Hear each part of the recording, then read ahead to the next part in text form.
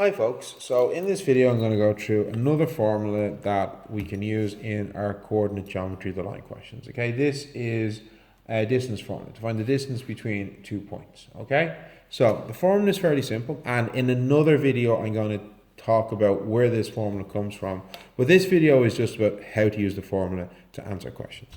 So my distance formula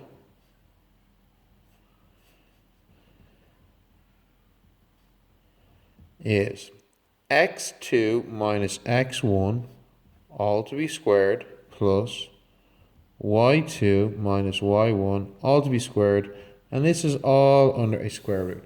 Now this formula, like all the other coordinate geometry line formulas, can be found in your log tables, so that's great. You don't need to memorize these. They are readily available for you in an exam, okay? So yet again, we're seeing this x1, y1 notation. So that's telling me that I'm going to be subbing coordinates from a question into this formula to get an answer, okay?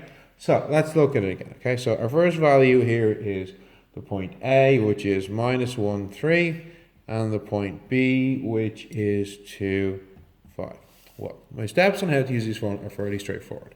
Step 1, label my points. Whenever you're doing any questions relating to coordinate geometry line, this is always the first step. We always label our points.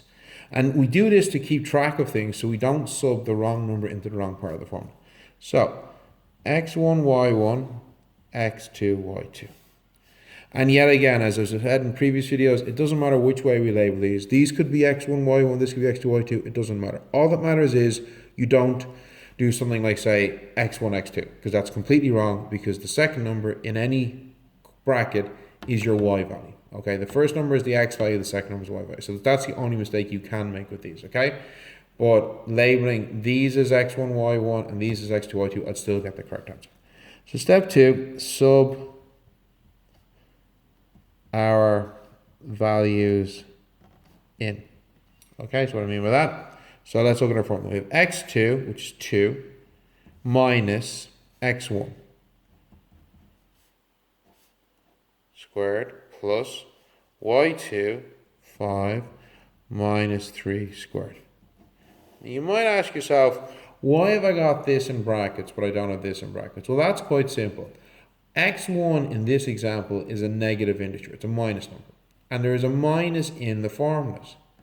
So whenever you're subbing a minus number into a formula which has a minus, I always write it in brackets, because this is to remind me of my sign rule. So rewriting this line again, minus by minus gives me 8 plus. This stays a minus because there was only one in the bracket. All right. So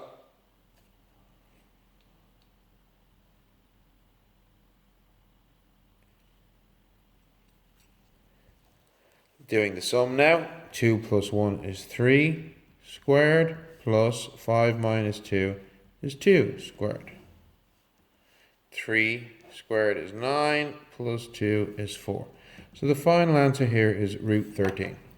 Now, root 13 is an irrational number, okay? Root 13 or 3.605551275, okay? This is fine. Having a square root is totally fine. It doesn't need to work out to an even number. Okay? That is how you get the distance between 2 points. Very simple. You take your formula.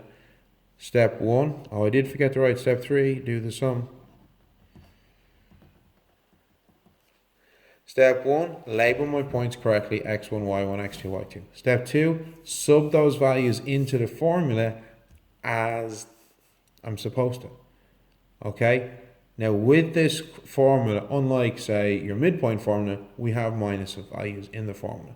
So if we have a negative number, like this minus 1, you have to be very careful that you don't make any sign errors. So that's the first mistake you're likely to make in a sum like this is labeling your numbers wrong. Or you've labeled them right, but you put the wrong number in the wrong position. Okay? The second mistake you're likely to make in this is a sign error. So we have to be careful of that, okay? So subbing in, make sure that we adjust for signs, like I did here, and then you simply just do out the sum.